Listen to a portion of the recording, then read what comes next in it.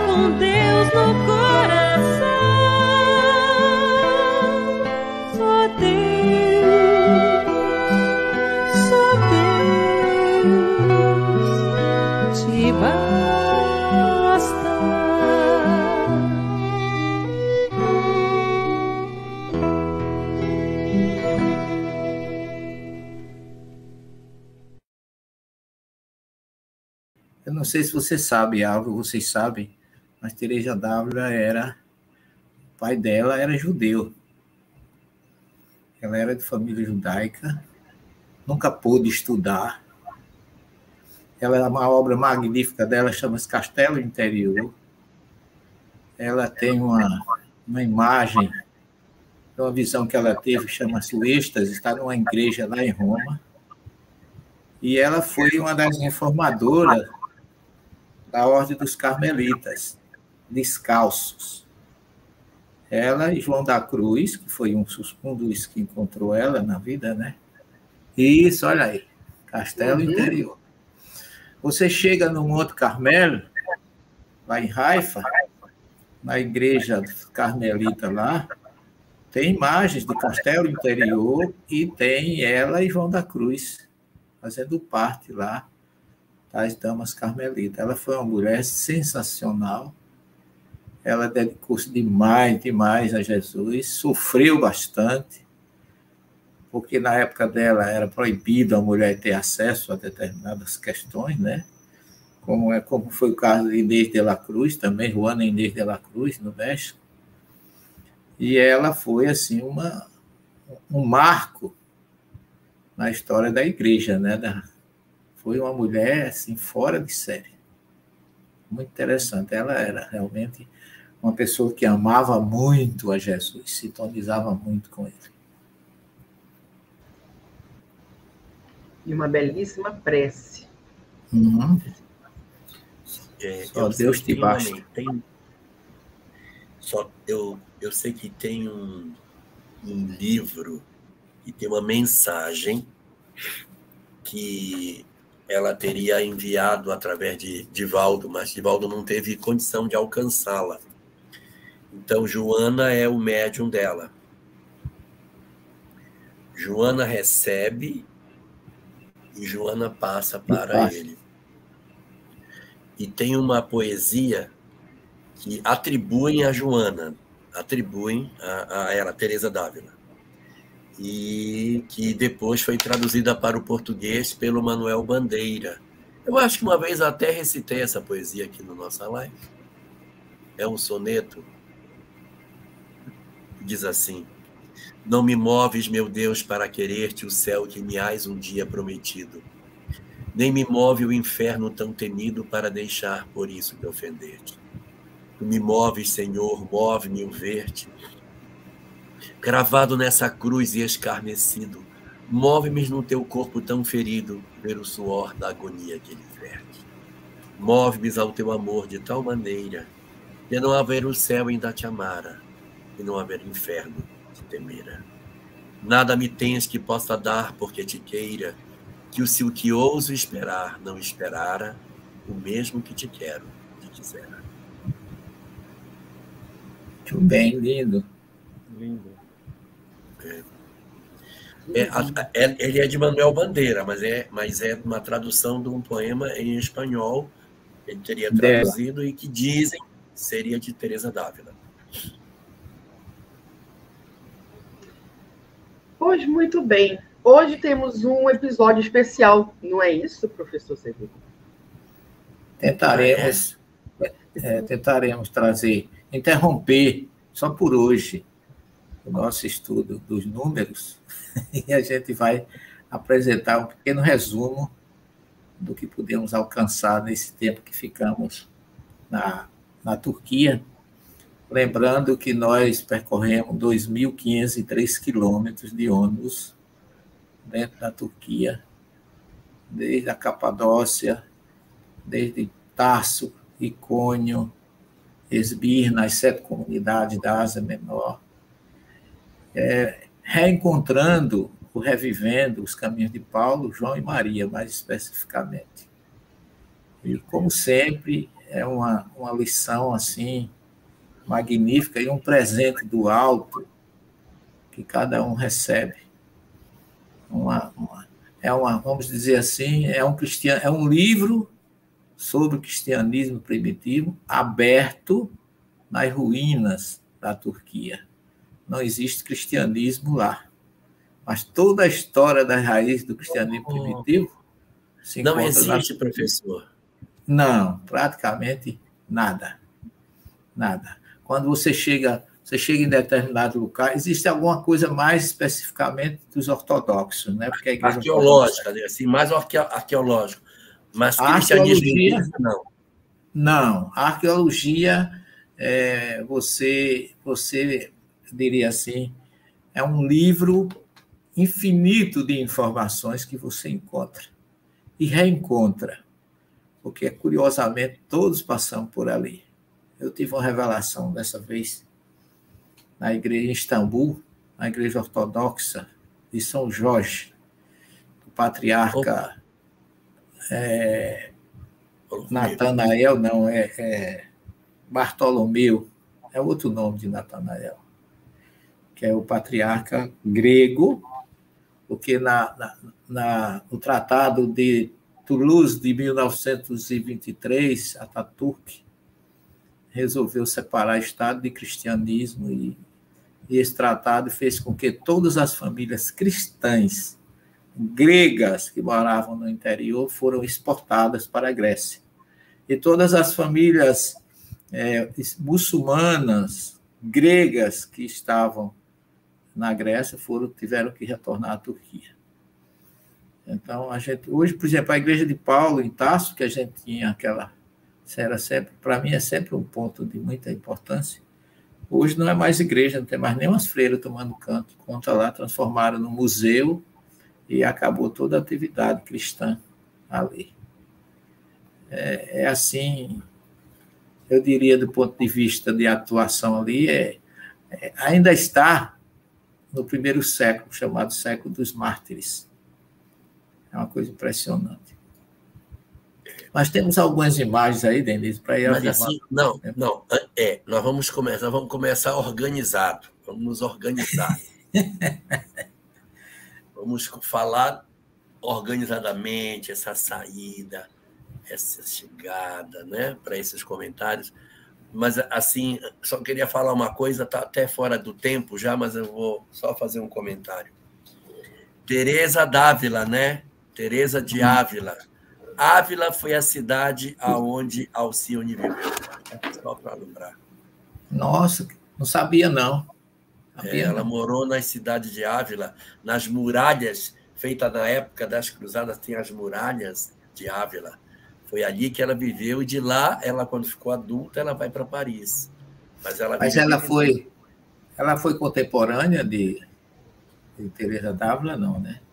Não sei, eu vou dar uma olhada. Tá bom. Interessante, eu também não sabia. Boa noite, Anaíde. Professor? Conversamos por aquelas últimas que eu mandei ontem, não é isso? Eu mandei para você. O slide? Sim, para começar pela Antioquia. Isso, por aí. Essa é uma gruta. Quando você chega em Antioquia, essa cidade, ela chama Antioquia. Aí, Denise. Antioquia da Síria ou de Orontes. Essa cidade, eu vou dizer a você, já atravessei ela umas 5 vezes. E sempre... Essa é a primeira parada, professor? Devemos sempre começar por aí. Dessa vez não começamos por causa do terremoto que destruiu muita coisa aí. A gente começou pela Capadócia. Mas sempre a gente começa por aí. A história começa aí. Porque quando a perseguição começou em Jerusalém, eles emigraram para Antioquia. Foi aí o primeiro ponto, aonde Paulo encontrou Barnabé, aonde Lucas encontrou Paulo e Barnabé, Pedro esteve aí. Então, aí foi aonde o núcleo primeiro do cristianismo, emigrado ou exilado de Jerusalém pelas perseguições, eles se reuniram aí. Essa cidade era uma cidade, na época, com 500 mil de habitantes. Tinha muitos escravos, gregos, judeus, tinha muitas, vamos dizer, civilizações diferentes, mas a Anatólia é uma civilização, a história da Anatólia, ou a antiga Ásia Menor, a Anatólia, ela não tem Deus, ela tem deusas. É curioso isso, porque a origem de tudo é a deusa mãe da Anatólia, simbolizada numa estátua em terracota, com uma mulher com o ventre bem desenvolvido, em alto estado de gestação, os seios bem proeminentes, simbolizando a mãe deusa da Anatólia. Depois dessa primeira ação, que começaram com os hititas, que vieram os primeiros, né, foram os primeiros domadores de cavalos selvagens do planeta. Até os hititas, os cavalos eram livres e selvagens. Tanto quanto os gregos chegaram aí, eles viram o hitita montado num cavalo e acharam que era um deus. Por isso que criaram o centauro, que é corpo de homem e cavalo. É como um cavaleiro montado num cavalo. Então, a história é muito bonita, porque é uma história que une Europa com África, com Ásia, né? E no meio fica essa faixa, tendo ao norte o Mar Negro, ao norte o Mar Egeu, Mediterrâneo, ao sul, ao contrário, né? Ao sul Mediterrâneo e ao norte o Mar Negro, com essa faixa no meio, unida pelo Estreito de Bósforo, que fica lá em Istambul, e aí começa a civilização. Quando os gregos chegaram, a deusa dos gregos, que era Artemísia, passou a vigorar nessa região. Ela é muito venerada, Éfeso, tem estátuas, tem tudo. Professor, dela. E depois, diga. Só interromper aqui um pouquinho. Eu encontrei no livro Renúncia, no primeiro capítulo da segunda parte, estamos no Natal de 1881. E foi depois. 18 anos.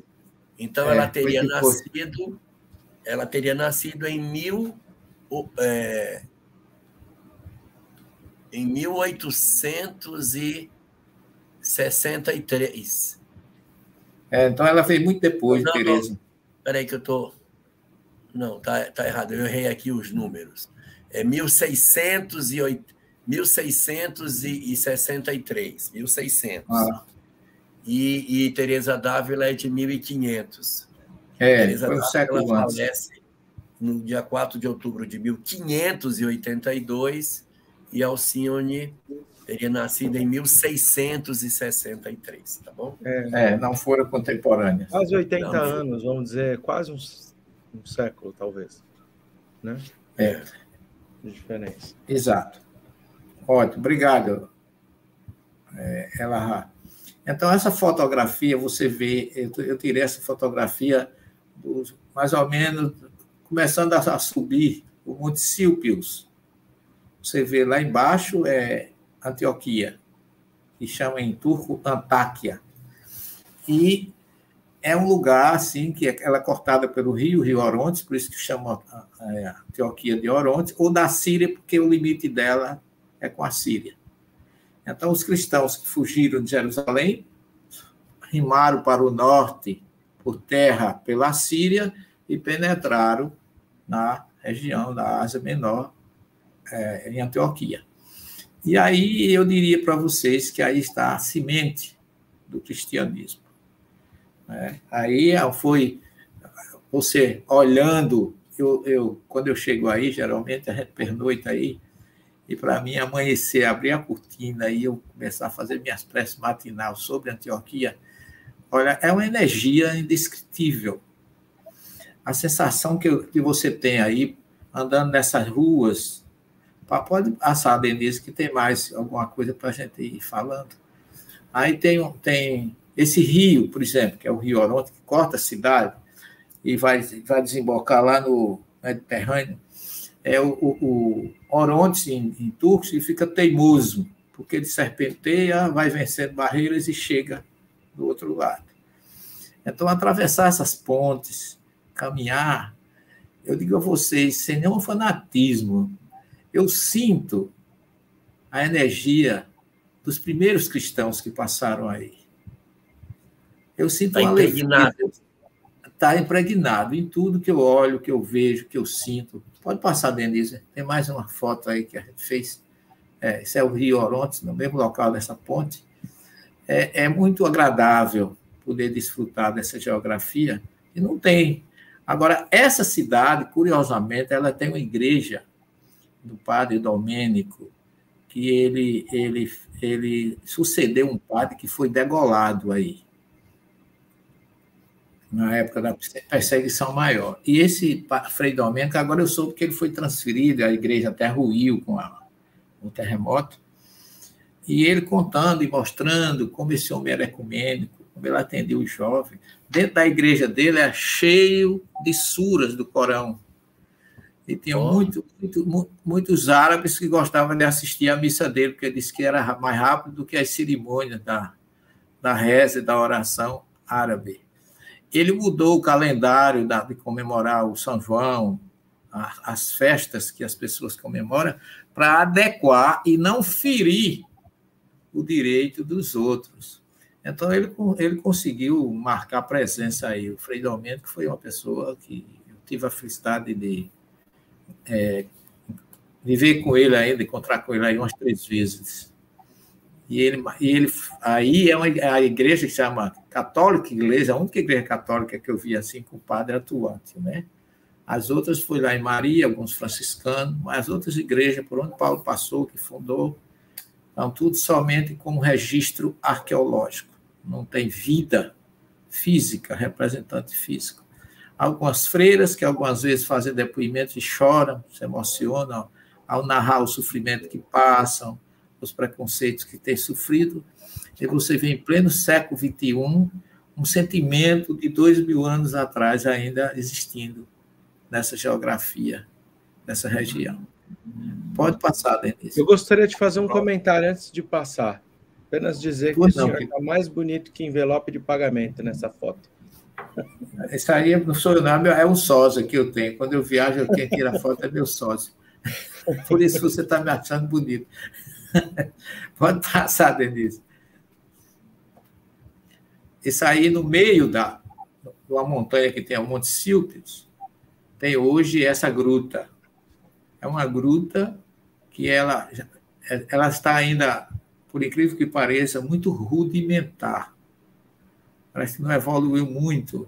É uma coisa que fere muito a gente. Isso é o maior registro do cristianismo do planeta. Eu não estou entendendo. Isso aí é uma porta, mas parece estar no chão. Não, é porque eu tirei a fotografia de baixo, essa porta está pregada na montanha. Em pé. Aí é a entrada da gruta, que hoje tem esse aspecto externo, mas antigamente não tinha, era a boca de uma gruta. Tá certo? Pode passar, Denise. Aí o interior da gruta, você vê que ela ainda está bem, tem mofo. Agora eu queria chamar a atenção de vocês que aqui à nossa esquerda tem uma fonte, que era aí onde Pedro e os outros batizavam aqueles que se convertiam ao cristianismo no primeiro século. Eles ungiam com água, vamos dizer assim, né? Que a unção é feita sempre com óleo. E à direita, vocês verem bem no canto uma porta. Dá para enxergar aí na foto? À nossa direita, à direita desse altar aí, tem uma porta. Isso aí é um túnel de fuga no meio da montanha.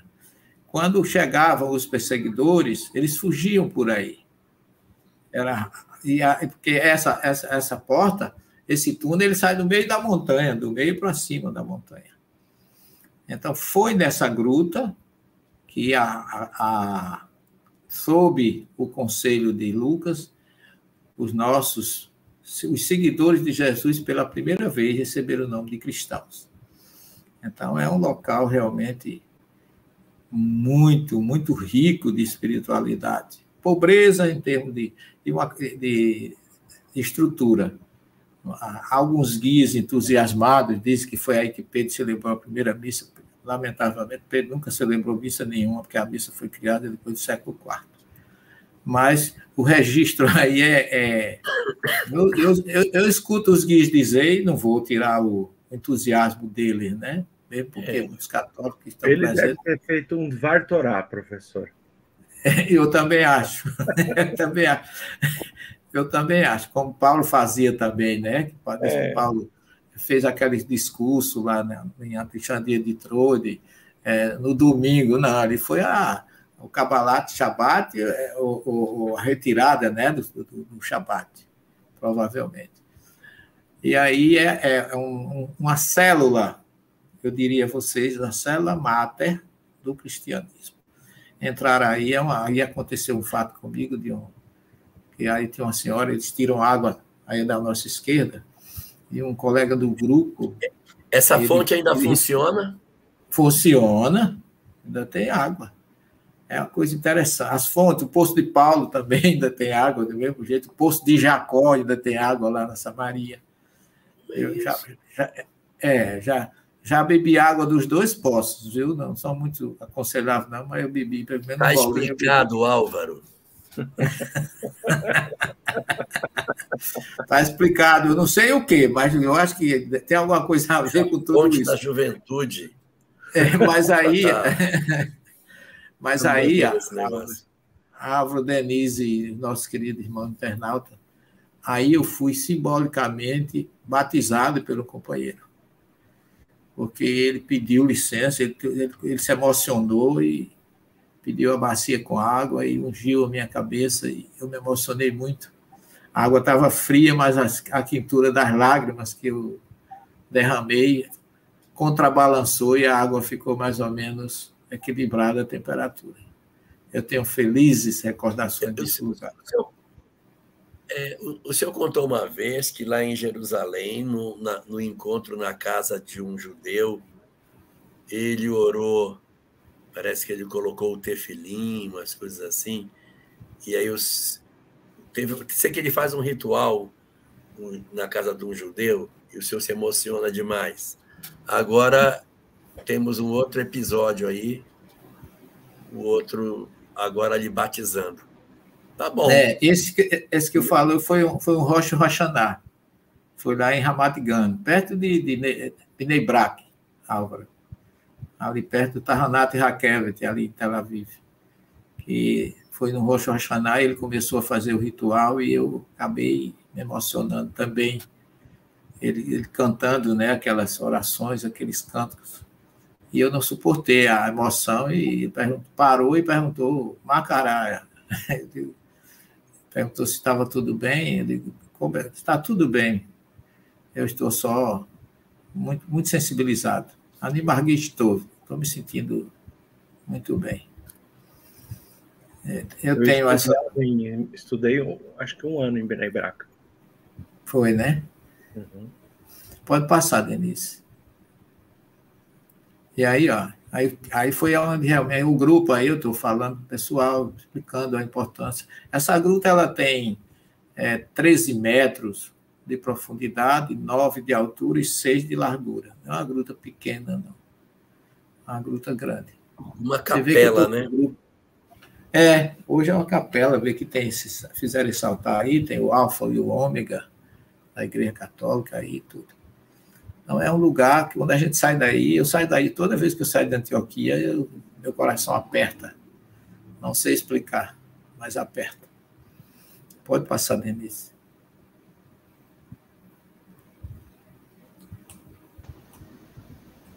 Professor, essa é a última que eu tenho. Não, mas tem mais outras. Pode continuar com as outras que eu mandei para você. Ah, tá. Aí agora, então, a gente parte para as fotos, né? Para as fotos. Lugares, né? Então vamos para as fotos agora. Porque aí tinha Isso aí foi o sol saudando, nascendo em Istambul, quando a gente chega às 6 horas da manhã, ele nos dando bom dia na nossa chegada na Turquia. Saudação de chegada. Pode passar. E aí a gente começa pela Capadócia. Uma região toda especial, uma região diferente. Isso é Capadócia. Você observa que o solo é muito típico. Capadócia, ela forma um triângulo, é uma planície no triângulo entre três montes importantíssimos nessa região, que as erupções vulcânicas preencheram o vale entre esses 3 montes, e depois a erosão da chuva e do vento formaram essas depressões, parece um solo lunar. Vocês estão vendo? E aí se via mesmo de morada para muita gente. Pode passar, vai passando, Denise. A gente tem opção de coisa para...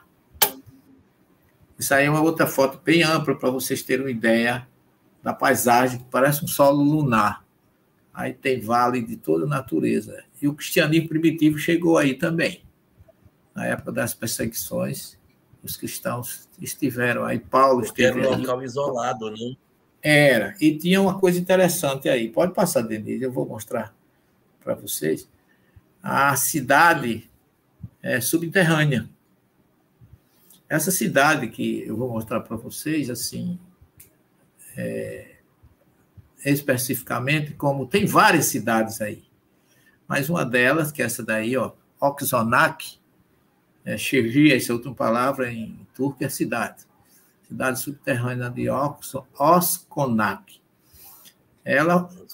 O dono dessa região comprou esse campo e foi arar para fazer as suas plantações e bateu numa superfície dura. Pode passar, Denise. Hoje já está bem diferente. Essa aí é a entrada da cidade. Ele bateu nesse portal aí, nesse local, e descobriu. Aí, essa porta, você desce 50 metros de profundidade. Aí, os cristãos se refugiaram em muitas dessas cidades, porque isso foi construído pelos hititas. Primeiro que chegaram aí, era para refugiar também e preparar para vencer as agressões e as invasões. E os cristãos aproveitaram esse lugar também para se esconderem da perseguição. Foi em Roma, nas catacumbas, e foi às grutas de Antioquia. Foram refúgio dos cristãos. E essa cidade eu já desci nela umas 3 ou 4 vezes, mas essa última vez eu não consegui entrar. Estava com uma energia, você veja bem, mas uma energia tão negativa que, além de eu não entrar, ainda passei mal, ainda tive que tomar uns autopasses. Eu deixei a guia descer com o grupo, e eu não sou claustrofóbico. Eu entro em... A única claustrofobia que eu sinto é quando eu vou fazer ressonância magnética. Por causa das explosões, começam a soltar bomba na minha cabeça, aí a gente fica, realmente, ninguém gosta. Professor, mas aí, diga. Quando nós estivemos aí também, senti a mesma coisa, que é como se os espíritos que ali se encontram, ainda muitos se encontram, não ficassem muito felizes, né? Eles nos vissem como intrusos, né? Invasores. Isso. Eles ainda habitam aí como se fossem donos, é isso? Isso, eu acho que sim. Exatamente. E você sabe que a primeira vez que nós chegamos no Egito, em 2009, que nós entramos no Museu do Cairo, um grupo de espíritos ficaram brabo quando nós nos aproximamos. Vocês por aqui? E foi gente passar mal, foi um negócio sério. É tanto que agora, quando a gente chega lá, a gente pede ao grupo que vai entrar no museu para fazer uma prece, pedir ajuda, orar por cada um pelos seus anjos da guarda, para proteger e auxiliar os espíritos que ainda se encontram ali, revoltados, sem querer que ser incomodados.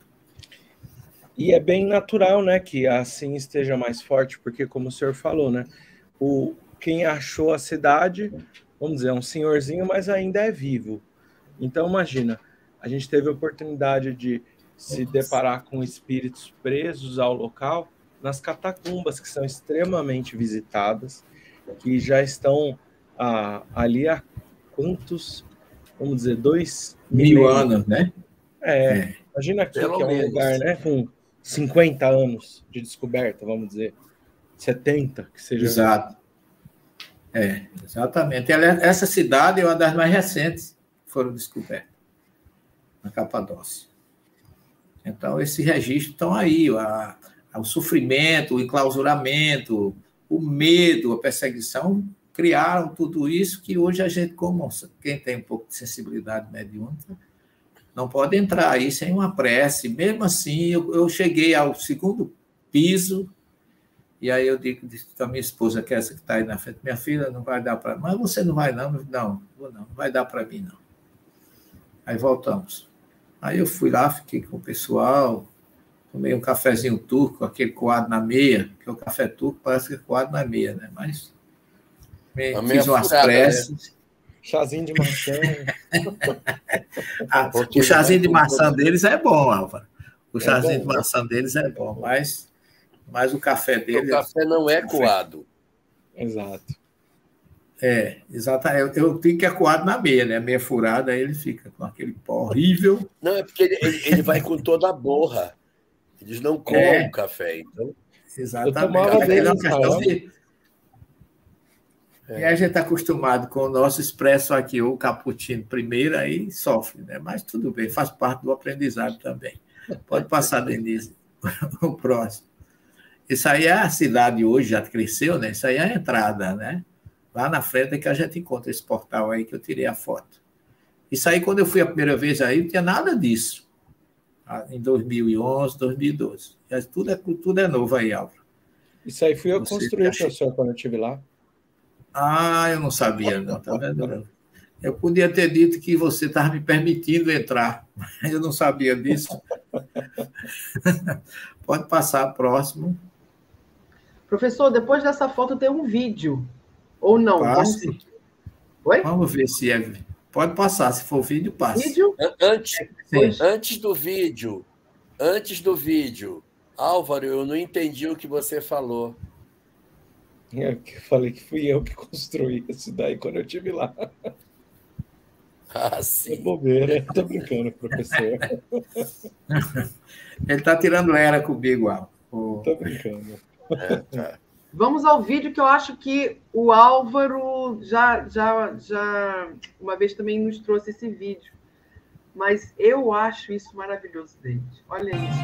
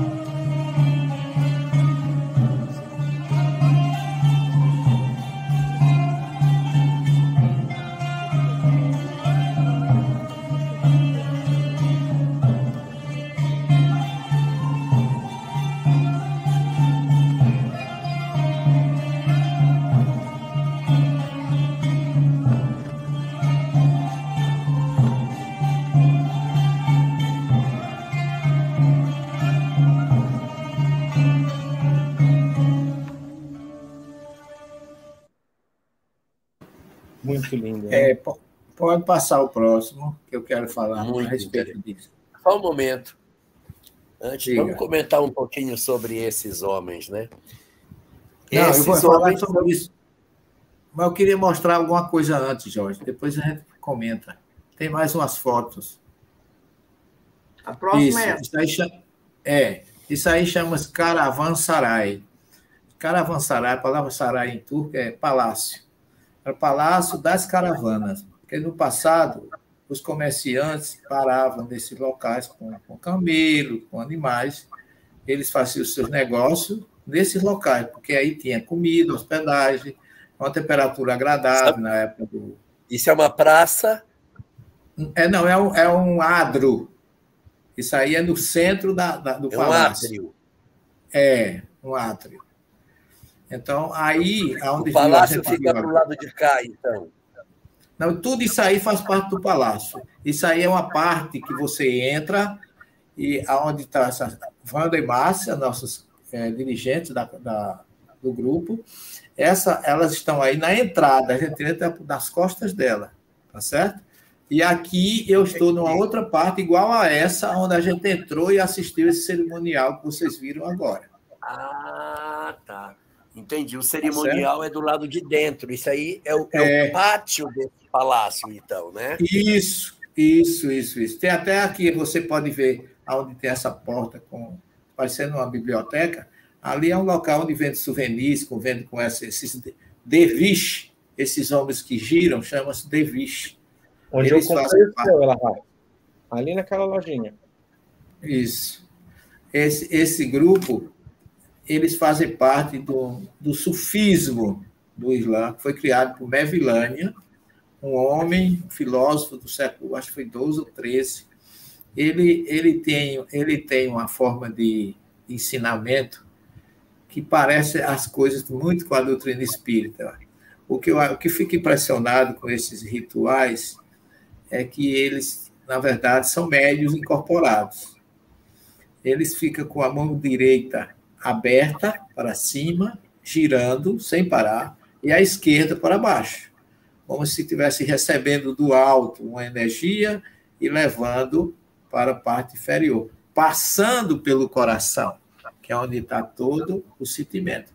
Então, esse rodopio que eles fazem é uma espécie de êxtase, que o cerimonial dura bastante. Ele tem toque, tem cantoria, né? Não é? Você deve ter assistido também. Coisa mais linda, né, professora? É interessante. É um espetáculo espiritual. É interessante porque você vê que eles não estão... Porque, gente, ninguém consegue rodar... Daquele jeito, daquele jeito, e você vê que não é nem mais rápido, nem mais devagar. É sempre a mesma situação. É padrão. É aquele ritual padrão. Eu pedi para ela contar, eu não sei se ele está aqui. Tá aqui, eu vou contar. Eu vou contar, mas antes de contar, eu queria só fazer... Eu vou contar essa história, mas antes eu queria fazer só uns comentários. É que esses homens, eles são sufis, ou seja, eles são um braço do Islã. Isso. Então, assim, a gente lê muito Islã e logo remete a extremista e a uma série de condutas de intolerância. Mas os sufis, eles são altamente espiritualizados e estudam o mesmo Corão dos outros.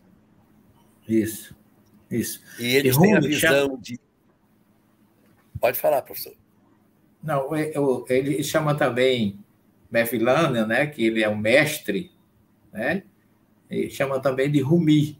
E ele tem 7 princípios para você seguir na vida, de respeito à natureza, ao ser humano. São pensamentos assim muito ricos de sentimento, né? Diante da maledicência, seja como a terra, silenciosa e produtora. Então, eu me lembro das coisas de André Luiz. Não grite, não acuse, ampare, não grite, auxilie, não, tá certo? Tem muitas coisas que eu acho semelhantes aos ensinamentos da doutrina espírita. Além de ser aquilo que, como colocou ela lá, é o lado, vamos dizer assim, é a Cabalá do Islã, é o sufismo, porque é a parte espiritual. Né? E aí eles falam de tudo que é espiritual, da reencarnação, inclusive, né? Que eu depois que a primeira vez que eu fui, o mestre deles, depois veio conversar conosco, eu fiz uma opção de perguntas a ele, e uma delas foi sobre a reencarnação. Aí ele disse que sim, somos reencarnacionistas. Aí eu disse assim, por que vocês não divulgam? Porque a gente respeita o direito de quem não acredita na reencarnação, porque isso não vai mudar nada, ele vai reencarnar do mesmo jeito. Eu achei muito interessante. Agora, olha aqui que interessante da Rosimar, e é realmente isso, quando ela diz que só em olhar já entra na energia boa. Verdade. Realmente. A gente sente algo diferente envolver a gente. Arrepia, eles são muito... Diga. Uma pergunta. Existe alguma conexão entre esse local e aquele do buraco? É perto? Não, não é tão perto, não. É longe. Aquele do buraco é na Capadócia. Aí é num local bem retirando. Olha, em Israel tinha uma casa assim, desse jeito, onde amparavam as pessoas que, na época, iam viajar também. Na saída ali de Jerusalém tem, né, Álvaro? Não tem um? Tem umas... Era o pessoal que ia fazer a Rota da Seda, né? Que parava ali, tinha um lugar seguro para comércio, para dormir. Para comer, para dormir, para evitar assalto nas caravanas. Agora, para fazer o comércio, né? Agora, essa questão, né, da tradição abraâmica, sem sombra de dúvidas, transmitida a Ismael, de bem receber o visitante, aí fica de uma forma bastante explícita, né? E esse bem receber é um bem receber do ponto de vista material e também espiritual. Então, isso, acho que até essa energia, né, professor, fica ali bem impregnada, né, do bem acolher os viajantes. Exatamente. É um princípio de Abraão, né? Que vem desde Abraão. Né? Quer dizer, na linha de Ismael, eles estão imitando exatamente o ensinamento de Abraão. E lá em Icônio, nós vamos ver, eu fiz uma pequena filmagem também, pode ir adiantando, Denise, tem muita coisa, eu acho que a gente vai ver só 20%. Olha, aí é o nome da região, né, do Caravana Sarai, chama Sarucam, pode passar, tem aí Não. Aí é a entrada. Essa é a entrada. Eu quero falar mais. Que lindo. Pois não, meu filho. Pois não, desculpa, Elahá. Travou, Elahá. Ele quer falar mais e travou. Voltou. Eu quero falar mais. Fala. Diga. Eu quero falar mais. Que danças circulares é uma prática de muitas religiões. Nos cultos afros se faz dança circular. Isso. Os ciganos têm dança circular. Exatamente. Tem até uma entidade chamada Pomba Gira que é específica nisso. Esse negócio de dança circular, isso, é milenar. Isso é uma expressão de muitas religiões. Isso é um negócio antigo. Mas eu quero contar, se eu não estiver travando, a história que o Álvaro pediu que eu contasse. Naquela lojinha que o professor mostrou ainda há pouco, o Álvaro comprou um bonequinho para mim. Derviche. Que é um derviche. Que está com aquela... Eu não posso mais dançar essa dança. Eu não consigo mais dançar. Porque o braço direito não sobe. Eu vou ter que fazer assim. Que não desce. Bucite. Eu já diagnostico piloto. Então, eu tenho que ficar todo doído para poder fazer. Vai doer tudo. Então, é melhor nem tentar. Se fosse ao contrário, eu dava conta. Se fosse para levantar esse aqui, era uma beleza. Mas esse aqui, coitadinho, você já não vai mais. Então, isso não pega nada. O Álvaro comprou um SUV desse, um derviche, botou no plástico bolha, aquele papel bolha, né? Certo. Numa caixinha e mandou para mim, lá para o IBGE. Eu recebi no IBGE a caixinha. E toda vez que eu recebo alguma coisa que as pessoas me mandam, tem um monte de curioso que se joga por cima, sabe? Eu estou lá no IBGE, aí o pessoal, o que chegou? O que chegou? É comida? É comida? Porque eu já recebi algumas vezes castanha de caju, aí o pessoal vai para cima das minhas castanhas. Então, eu digo, não, vamos ver, eu não sei o que é, vamos ver agora. Eu abri. Gente, foi um cheiro de rosa tão intenso que tomou a sala. Quando eu abri, saiu, mas era muito forte, muito, muito, muito forte. Quando eu abri a caixinha, o pessoal disse, é um perfume, é de rosas. O papel bolha, aquele plástico bolha, estava impregnado do cheiro de rosa, a caixa e o bonequinho também. Aí eu até virei para ver se ele era um perfume na forma do bonequinho, mas não era. E aí, mas eu achei que o Álvaro tinha enrolado num negócio, passado um monte de perfume de rosa e tinha embalado. Mas era um perfume muito forte. Aí eu cheguei em casa e mostrei para a Sâmia. Olha, Sâmia, isso aqui que o Álvaro me deu. Aí a Sâmia, no alto da sensibilidade dela, disse, uma baiana? Por que a gente mandou uma baiana? É muito parecido. Por que a gente mandou uma baiana? Não é uma baiana, é um sufi dançando. Mas olha como ele cheira rosa. E ainda estava em casa com cheiro de rosa. Eu vou aproveitar e vou acrescentar o seguinte, Elahá. Quando eu cheguei aí nesse dia, eu estava sem vontade até de ir assistir, que eu já conheço muitas vezes, embora que eu sempre gosto de não perder nada. Mas eu estava mal dormido, fuso horário de 6 horas de diferença, era o segundo dia de viagem, eu ainda estava sofrendo, como é que chama, do lag, né? Jet lag. Aí eu estava assim, aquela dor de cabeça frontal, que você só quer dormir. Aí, quando esse grupo começou a girar, você acredita que aquilo foi aliviando. Quando eles terminaram, eu estava 0 quilômetro, refeito as minhas energias. Fui tomar um chazinho de maçã, né? Olha, parecia que eu tinha tomado um banho, eu tinha tomado, sei lá, um vigoroso, uma cápsula. Um energético. Parecia que eu tinha tomado um energético. Saí dali energizado espiritualmente. Eles levaram tudo. Só um testemunho. Elahá, minha filha. Só um testemunho também que o Elahá é meu médium predileto, inclusive de efeitos físicos.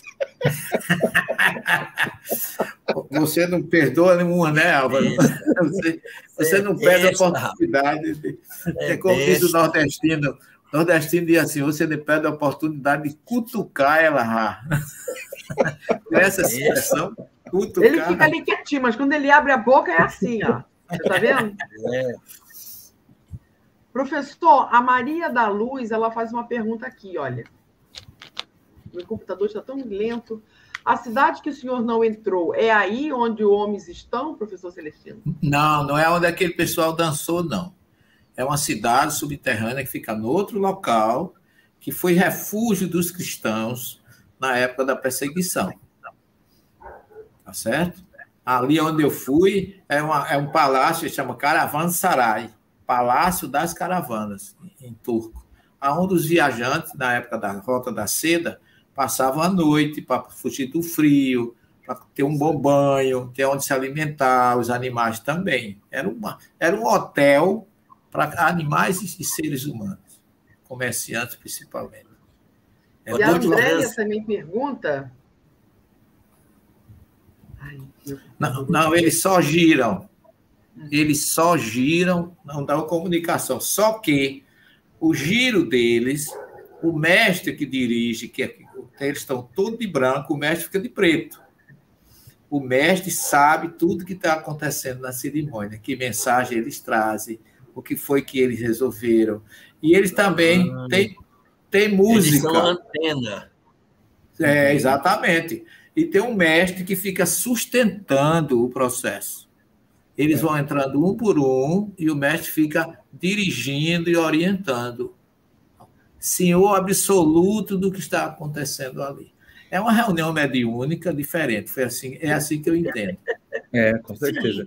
Não, mas, gente, nós temos um método, eles têm outro, mas tudo a mesma coisa. Exatamente. Eu me recordo quando eu estive na oportunidade, em dado momento eu fechei os olhos e pedi para ver, para enxergar, né? Pedi permissão. Espiritualmente falando, né?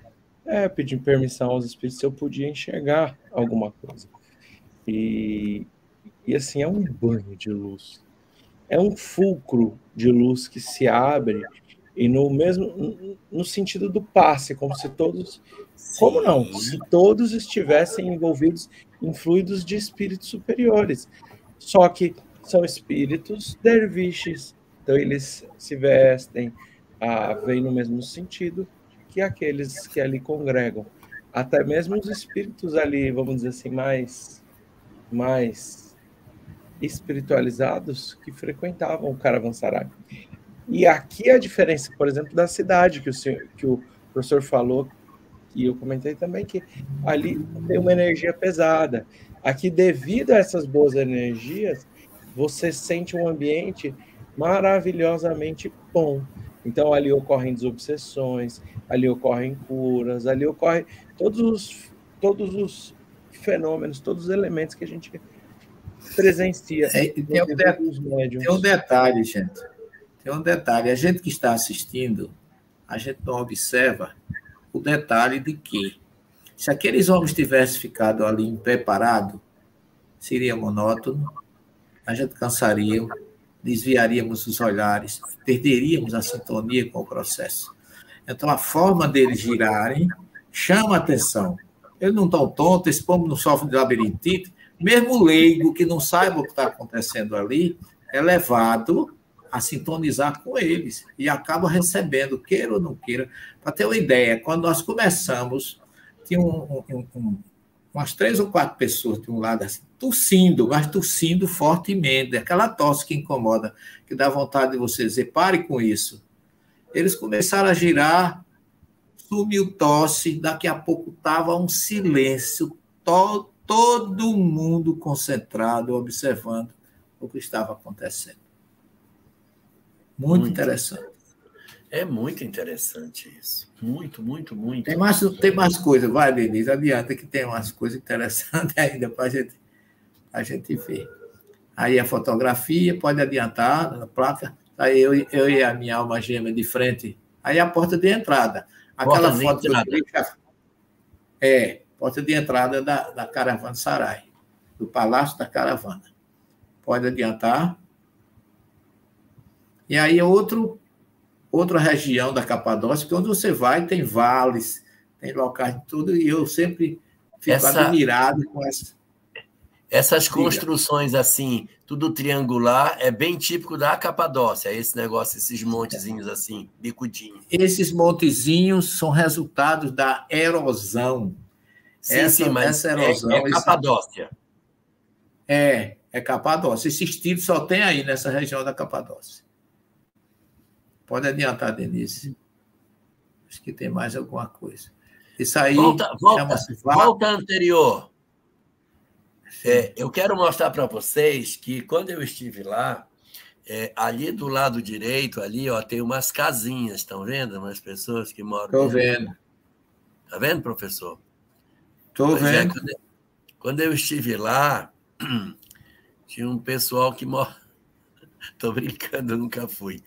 Estou vendo umas casinhas ali, né? Não, mas aí, em todos esses locais, já morou gente. Hoje não mora mais. Mas no passado isso aí morava está desabitado. Hoje está desabitado. Algumas que são cafeteria, tem um hotel dentro do negócio desse de noite, ele é maravilhoso. Tu ficou do Perícia, não foi, Álvaro? Quando você foi? Foi, professor. Dia à noite do Perícia, a gente vê lá do outro lado um hotel dentro de uma região dessa, viu, Elahá?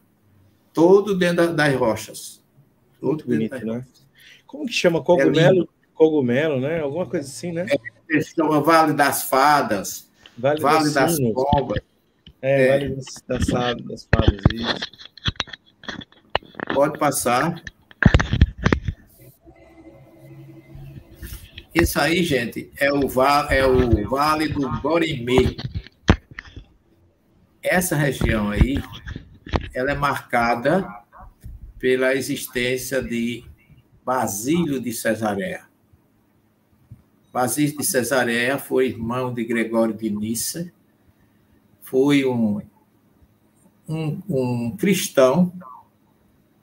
A história dele é narrada por Eusébio de Cesareia, que esse Eusébio de Cesareia é de Cesareia de Israel. E esse aí é o mesmo nome Cesareia, mas é da Capadócia. Ele hoje é um patriarca. Esse homem foi magnífico. Aí fica a igreja dele. Ele foi quem criou o sermão. Ele foi quem descobriu que nem todo mundo tinha condições de ler a Bíblia, nem ler os evangelhos. Precisava que alguém lesse e explicasse. Foi ele o autor, o pai do sermão. Foi ele quem disse que se você não poderia comer o pão, no sentido da comemoração, se tinha algum pobre com fome. Ele dizia, o dinheiro que sobra na tua casa é porque alguém está passando fome. O pão que você joga fora poderia alimentar outras pessoas. Então, eu vejo esse homem como provável retorno de um dos discípulos de Jesus. Ele hoje é considerado um dos patriarcas. Passa a próxima. Eu acho que tem foto melhor aí desse local, Denise. Olha, essa é o convento de Freira. Isso aí era um convento antigamente. Pode passar, Denise. Volta para a gente ver o convento aí. Esse aí, ó. E aqui, do lado, o povo está embaixo, isso aí era um convento de Freira. E vizinho, pode passar outra. Isso tudo é no Vale do Guarimê. Aí tem pinturas. Olha aí. Vale do Guarimê. Aqui é a entrada. E logo que a gente entra, lá na frente, do lado direito de quem entra, fica a igreja de Basílio de Cesareia, que foi esse homem magnífico, que marca presença aí no Vale do Guarimê. Pode passar. Eu desconfio, isso aí é montanhas da Capadócia, eu desconfio que ele foi, provavelmente, João Evangelista, que voltou ali. Nossa! Que eu tenho. O proceder dele, a atitude, toda. Eu vejo assim, João Evangelista, Basílio de Cesareia, Francisco de Assis, e daí para frente, eu ainda tenho outros que eu não posso afirmar, mas em linha eu vejo assim. Pode passar, Denise. Isso aí é pedra, né? Esse branco é pedra. É pedra, são montanhas. São montanhas, essa é a cadeia de montanhas do Taurus, por onde Paulo andou. Essa cadeia de montanhas, ela corta praticamente toda a região da Ásia Menor. Foi desde a Porta da Cilícia até Istambul, existe essa cordilheira que fica ao sul. E ao norte tem outra cordilheira chamada Cordilheira do Norte, mas essa aí é a Cordilheira do Taurus. E ela é de formação vulcânica, né? E era o grande guia geográfico, né, para Paulo em todas as viagens. Né? Quando Paulo passou de Chipre, que entrou em Salamina, depois ele saiu, chegou em Listra, ele disse assim, que montanhas lindas que eu irei atravessar para levar a mensagem do meu Senhor. Esse aí é o Poço de Paulo. Essa aí é a região.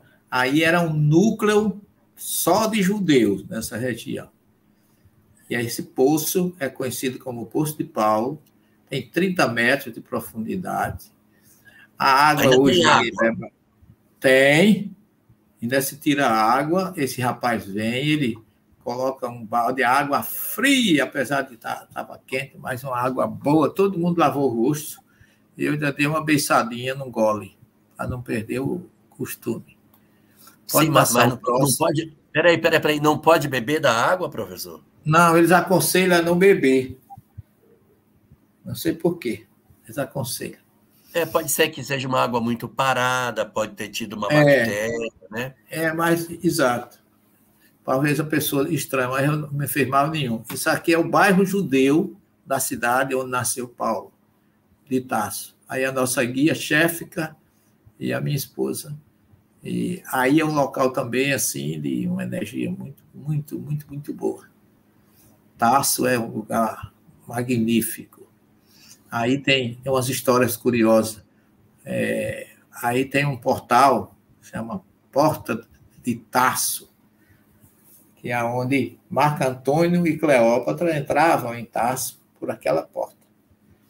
E quando se fala em cidadania de Paulo, que ele disse que era cidadão romano, aí em Tarso tinha um batalhão romano que faziam, vamos dizer assim, parada, né?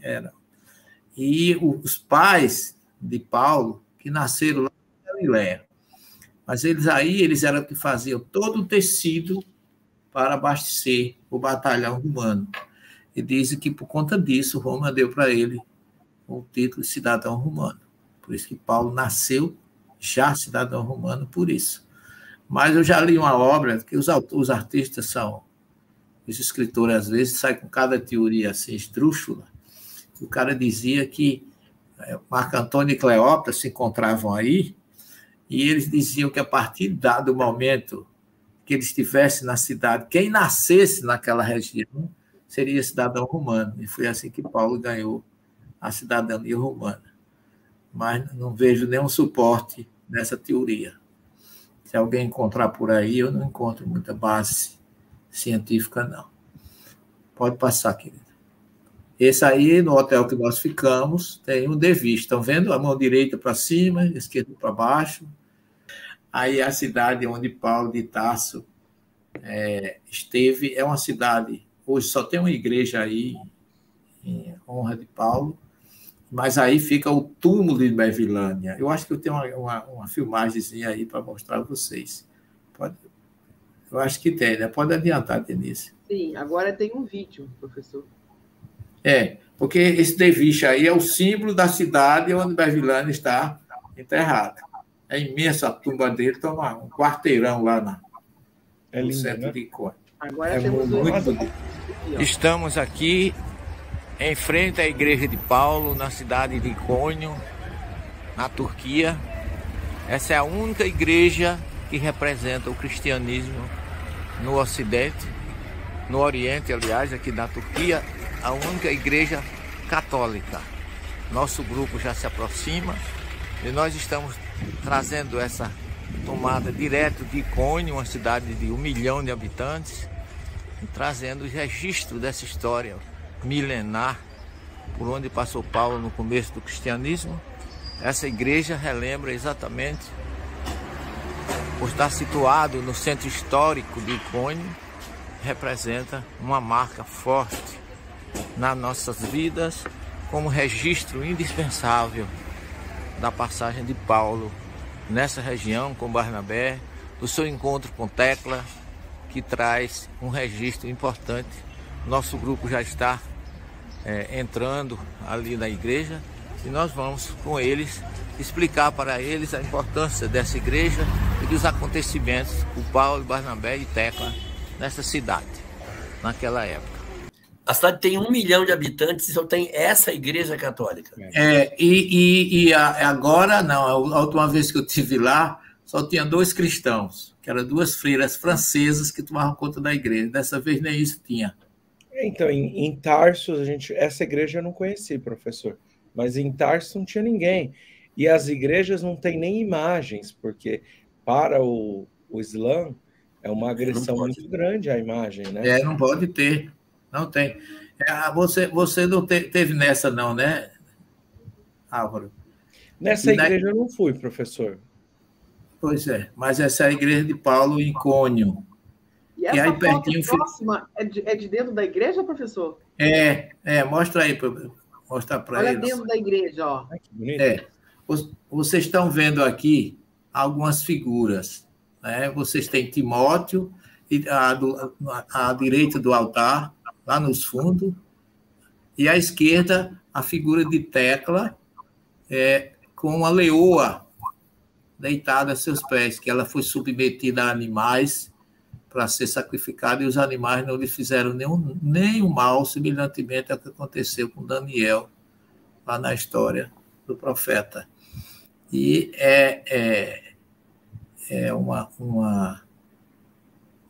vamos dizer assim, um acontecimento que o livro de Atos não fala, mas os historiadores acusam. E esses são ícones, né, professor? Como eu comentei, você não tem estátua, você tem ícones, que é aquilo que a Igreja Ortodoxa Grega possui. A Igreja Ortodoxa Grega também não tem imagens. E uma imagem aí seria uma agressão, vamos assim dizer, muito grande. Então, o máximo que a gente acaba encontrando são esses ícones. E a iconografia da Igreja Ortodoxa Grega, essas imagens, elas têm, né, para o cristão ortodoxo, um propósito de cura, um propósito mais abrangente do que simplesmente... E vocês olhem aqui, essa estátua, esse ícone que está mais avançado aí na igreja, é Paulo. A figura de aqui Paulo. À direita, né? À direita. E vocês, a cidade chama-se Icônio, porque é aí que nasceram os ícones. Esse tipo de pintura surgiu em Icônio, ele chama ícone. Pode passar, eu acho que tem outro filme. Aí é uma das... ruínas. Nossa, ruína. Esse lugar, gente, isso é Hierápolis. Hierápolis é uma cidade, é uma ruína, tem ruína. Hierápolis era uma cidade romana imensa. Você chega aí e você se surpreende, porque Hierápolis ela forma um triângulo. Você tem Hierápolis, vizinha a ela é Pamukkale, onde fica aquela montanha do algodão. Aí onde eu estou, nas minhas costas, você veja bem, aí é uma cidade que fica numa região chamada Denizli. Qualquer semelhança com a nossa querida Denise é mera coincidência, mas é uma região que fica formando um triângulo entre essa cidade de Hierápolis, a região de Colossos e Laodiceia. Daí você avista Laodiceia, e que fica à minha direita, e às minhas costas você avista Colossos, aquela região onde Paulo fez sua carta aos Colossenses, e Laodiceia, onde Jesus enviou a carta aos Laodicenses, né? Falando, inclusive... Uma das 7 cartas, né? Das 7 comunidades. E ele diz assim, vocês têm que ser frio ou quente, porque morno eu os vomitarei. Por quê? Aí tem um rio chamado Rio Licos, tanto que Laodiceia, uma das 5 Laodiceias construídas, chamada Laodiceia de Licos, que é o nome do rio. O rio de Licos levava água fria para Laodiceia. De Hierápolis, a água quente. E quando as águas se misturavam, ficavam mornas. Quem tomasse daquela água passava mal e vomitava. Por isso que Jesus, na carta, diz: você tem que ser frio ou quente, porque morno eu os vomitarei. Então, o que ele estava dizendo, eles sabiam que Jesus estava falando. Mais um sinal da autenticidade da psicografia. Agora, essa foto aí, Denis, eu acho que você volta um pouquinho, você descobre aí uma coisa interessante. O apóstolo Filipe, o 5º discípulo de Jesus, que era aquele entusiasta que disse para Bartolomeu: encontramos o Messias, vem e vê. Filipe, fugindo daquela perseguição, ele foi parar aí. E passou 47 anos aí. Foi martirizado com 87 anos. Aí, nas minhas costas, está o chamado martirólogo de Filipe. Então, até onde você passa na Ásia Menor, você tem registro da passagem do Cristo entre nós e dos seus sucessores.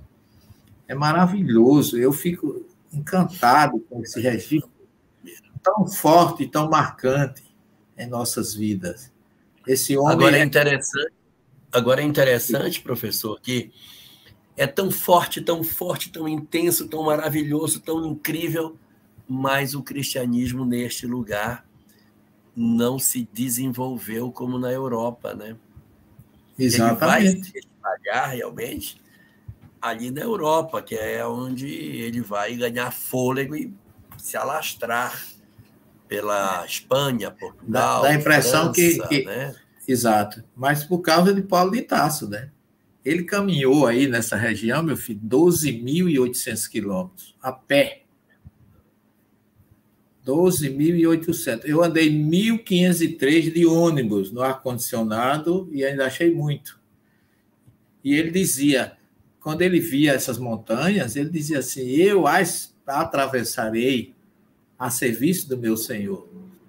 Paulo nunca teve dificuldade de fazer o que precisava. Por isso que ele dizia, já não sou eu que vos falo, mas o Cristo que fala por mim. Pode adiantar, Denise.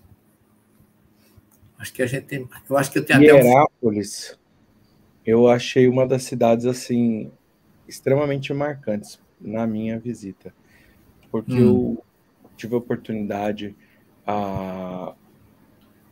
de estudar um pouquinho a vida dele, apesar de que se encontram muitos poucos escritos, a gente consegue mais ou menos traçar um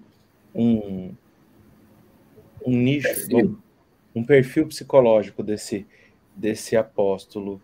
E o que eu achei sensacional é que ele tem muito do que nós temos, alguns de nós, pelo menos, que é a questão de ser extremamente racional, de querer a explicação extremamente, assim, tudo minimamente explicado, tudo minimamente diagramado, contabilizado, ou seja, algo que cabe totalmente dentro da racionalidade.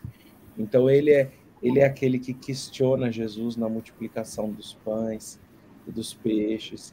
Ele é aquele que questiona no cenáculo a Jesus, quando ele fala, eu sou o caminho, a verdade, a vida, ninguém vai ao Pai sem mim, nesse sentido. E ele fala, mas como assim? Me explica melhor. Apesar de toda a convivência, ele carrega esses traços. Agora, o interessante de todos os apóstolos, né? Porque cada um deles tem um perfil psicológico que a gente consegue encaixar dentro da nossa identidade. Ele se torna um mártir, como o senhor mesmo disse, e, por outro lado, além de se tornar um mártir, isso demonstra a sua regeneração, seu processo de regeneração, que é o grande desafio a todos nós. Ali, Denise, professor, nossos amigos, eu vivi também uma experiência mediúnica bastante interessante.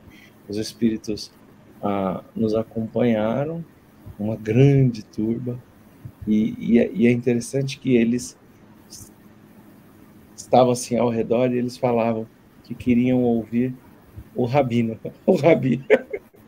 Eles queriam ouvir o Rabino. Eles queriam ouvir o Rabino. E eu agradeci o título, falei que não merecia, né? O título que me dava.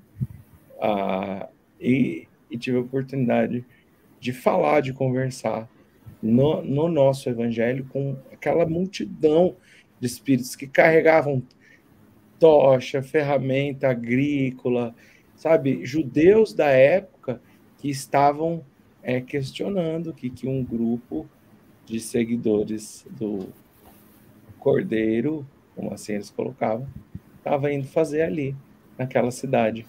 Então foi uma experiência muito interessante. Olha, ali também tem um detalhe, aquelas águas que emergem da montanha, que forma a montanha do algodão, que é Pamukkale, que fica vizinha a Hierápolis, tem uma piscina ali, chama Piscina de Cleópatra. A água tem todos os magnésios que o organismo precisa. Ela é uma água repleta. Então, o que acontece? todos os doentes de diversas regiões vinham para ali se banhar naquela piscina na esperança de se curar. E como a maioria morria, grande parte que morria era enterrada ali mesmo. A necrópolis de Herápolis é uma das maiores. Os romanos construíram ali, tem tumbas por tudo que é lado, porque as pessoas vinham se curar e ali mesmo ficavam e morriam ali. Então, é uma coisa curiosa, porque quando a gente chega em Bérgamo, eu espero que dê tempo a gente fazer um paralelo entre Hierápolis e Bérgamo. Em Bérgamo já não morria ninguém. E aí vocês vão saber por quê. Curiosamente, tinha uma placa na entrada de Bérgamo, lá no templo de Asclepio, que dizia: aqui a morte não tem permissão de entrar. Nunca morreu ninguém ali. E aí a gente vamos fazer um paralelo entre Hierápolis, onde morreu muita gente, tem até uma necrópolis, e Bérgamo, onde não tem tumba de ninguém. Você não vê em nenhum lugar, vamos dizer assim, uma urna, não tem uma tumba, não tem nada. E aí, isso eu quero deixar aí na curiosidade para a gente falar daqui a pouco. Vamos lá, Denise. Temos um vídeo agora, professor. Vamos lá, coloca. Essa é uma visão do outro lado da Casa de Maria. A gente mostrou a filmagem anterior à frente. Agora vocês verem as pessoas saindo ali. Entra por aquela porta primeira, sai por aqui. Essa foi aqui sobre as ruínas que foi encontrado, que reconstruíram o local da Casa de Maria. Então é um local assim acolhedor, de uma energia indescritível. A gente se sente realmente com vontade de não sair mais daqui. E aproveitamos para pedir a ela que nos abençoe, que nos ilumine. Nós vamos descendo aqui para vocês para mostrar a fonte e uma parede onde as pessoas colocam pedidos a Maria. Então a fonte foi que fez com que o padre, os seus seguidores, pudesse identificar como foi descrito por Ana Catarina Emmerich, a freira alemã, que descreveu de lá na Alemanha, depois de ter estigmas nas mãos e nos pés, ela descreveu o local da Casa de Maria 1800 anos depois de abandonada aqui, sem ela vir nunca nesse lugar. Uma mediunidade incrível que mostra a sintonia com Deus. Então aqui vocês podem ver a fonte, que foi um dos sinais dado por Ana Catarina Emmerich, de que aqui ficava a Casa de Maria. Observem aqui a fonte escrita em vários idiomas, que hoje fizeram torneiras, que as pessoas lavam as mãos aqui, aproveitando a água que sai dessa fonte. E ali está escrito Ana, Mãe Maria. Ana, em turco, é mãe. Então, Mary Ana, Mãe Maria, a fonte dela está aqui escrita, e embaixo escrito em turco, İçilir. Aqui nós estamos caminhando para mostrar a vocês, no meio dessa floresta maravilhosa. Observe aqui à esquerda, ok, como é maravilhosa. E aqui a parede, onde as pessoas colocam seus pedidos, lembrando o Muro das Lamentações, ou Muro Ocidental, em Jerusalém. Pessoas deixam seus pedidos, gente de todos os cantos do planeta fazem as suas orações e deixam os seus pedidos para serem atendidos com o nome das pessoas. Aqui eles estão sempre tirando, mas está sempre ficando super lotado de pedidos. Vocês podem ver turistas tirando fotos, registrando esse local, e é realmente um ponto onde todo mundo deixa seu registro das suas necessidades. E que nós deixamos o nosso, de pedir de paz pelo mundo, de paz para o nosso querido Brasil, para o Nordeste, sul e norte, aqui tem pessoas de todos os estados brasileiros, praticamente, e que nós representamos um elo entre o Brasil e a Turquia, através desta mulher maravilhosa que se ofereceu à escolha de Deus para ser a mãe de Jesus. Por isso merece todo o nosso respeito. As cigarras estão cantando, vocês estão vendo. Não escutamos o rouxinol, porque nessa época as cigarras que tomam conta da montanha. Que Jesus possa continuar conosco, oremos pela paz e amemos-nos mais uns aos outros. Jesus, Maria, conosco sempre. Professor, a energia desse lugar, professor. Minha filha, eu vou lhe dizer uma coisa. É algo indescritível. Quando eu chego aí, eu sempre me emociono.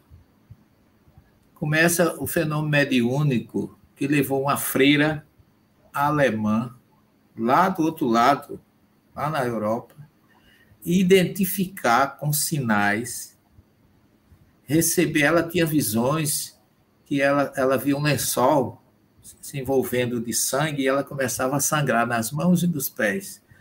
Os estigmas do sofrimento de Jesus ela sentia. E ela descreveu a casa de Maria de lá. E o bispo de Esmirna, que aí é Éfeso, mas naquela época era distrito de Esmirna.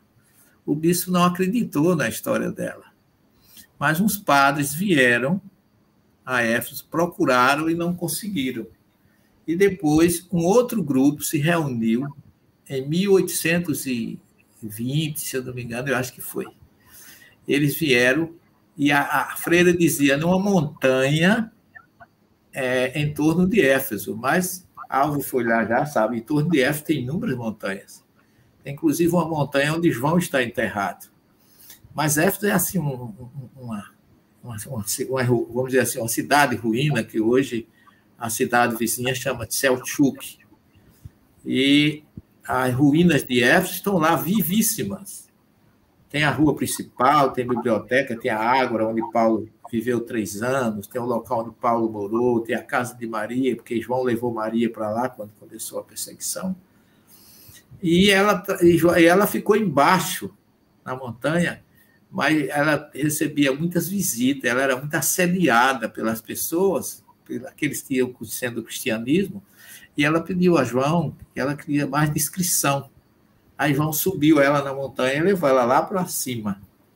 Olha, quando eu chego ali, geralmente a gente vai de manhã, cedinho, e eu chego ali, dessa vez a guia separou para a gente ir à tarde, e ela tinha separado um local para a gente ficar. Só que eu pedi a Maria que eu não queria ir lá de tarde, eu queria ir de manhã. E você acredita que a gente chegou na entrada de Éfeso, as catracas travaram tudo, e ninguém entrou na cidade? E a gente foi para Éfeso de manhã, não foi à tarde, foi exatamente na hora que eu pedi a Maria para a gente ir. E aí, quando a guia disse, só tem um jeito, a gente vai. Agora, eu separei uma sala à tarde, não sei se vai ter lugar para a gente. Quando a gente chegou lá, o frade nos recebeu com todo carinho, nos levou para um local que turista não entra, que é a capela onde os papas vão. E lá dentro nós ficamos. Ele ligou o ar-condicionado, fechou a porta e deixou a gente sozinho. Ali nós fizemos as nossas orações, choramos juntos. Ali, Denise, eu vou lhe dizer, é o ponto culminante da viagem. A visão que eu tive ali foi uma coisa assim impressionante. Porque eu vi assim, um monte de Tabor, em Jerusalém, e a montanha de Bilbrul, em Éfeso.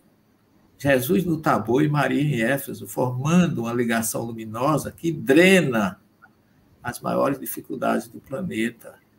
As energias mais negativas drenam como se fosse um cone de luz. Como eu vi em Assis, quando eu estive na igreja de Clara, lá em Assis, eu também tive essa mesma visão. O mesmo estilo de acolhimento de espíritos ainda inferiorizados e sofredores. E a gente chega ali, quando a gente sai da casa da igreja, que a gente desce para a casa de Maria, você fica avistando o mar Egeu lá no fundo do horizonte. E quando eu saí dali, a primeira vez, eu me lembrei de Boa Nova, capítulo 30, Humberto de Campos. Humberto de Campos narra que Maria atendia as pessoas, pedintes, aquele necessitado o dia inteiro. E naquela tarde, ela tinha terminado mais um dia de atendimento e ela estava muito triste e lamentando porque aqui ainda tinha tanta gente sofrendo no planeta, tanta gente necessitada. E aí ela escuta uma voz que pede ajuda a ela, mais um pedinte que chegava. E ela diz assim, meu Deus, eu já ouvi essa voz no algum lugar. E a voz, o pedinte se aproxima dela, faz o giro, vem para frente dela, estende-lhe as mãos, e ela vê as marcas dos cravos. Ela se ajoelha, beija a mão, meu filho, é você. Sim, minha mãe, sou eu. Ela beijou os pés, viu a marca da lança.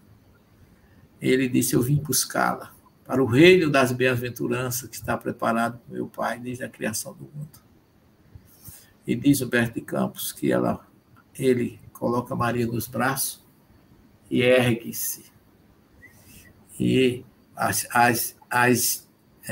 Humberto de Campos diz assim, as primeiras estrelas do anoitecer em Éfeso começavam a brilhar no firmamento. Quando lá, em Éfeso, um mensageiro foi avisar João que Maria acabara de falecer. Ele veio, colocou ela numa gruta, fechou, botou no caixão, colocou numa gruta, fechou. No dia seguinte, Tomé chegou e disse, eu gostaria de vê-la. Ele foi lá, abriu a gruta, abriu o caixão e não tinha mais nenhum corpo dentro do caixão. Fecharam a gruta novamente e esse local ficou 1.800 anos sem ninguém ter notícia. Só depois de Ana Catarina Emmerich foi quem identificou uma médium, freira, o local, e o grupo de padres foi, às 11 horas, 11h30, eles estavam morrendo de sede, pediram água aos trabalhadores e disseram, olha, nós não temos água para vocês, mas aqui na frente tem uma fonte, ali vocês podem encontrar. Quando eles chegaram na fonte, que olharam para cima, viram as ruínas da casa. E descobriram a casa de Maria desde 1800. E aí abriram uma estradinha, um caminho, e começaram as romarias. Já foram não sei quantos papas lá. É um lugar, assim, indescritível. É onde eu me sinto assim. Engraçado, Bill Blood chama-se Montanha do Rouxinol. E ainda canta Rouxinol ali hoje, Denise. É curioso isso.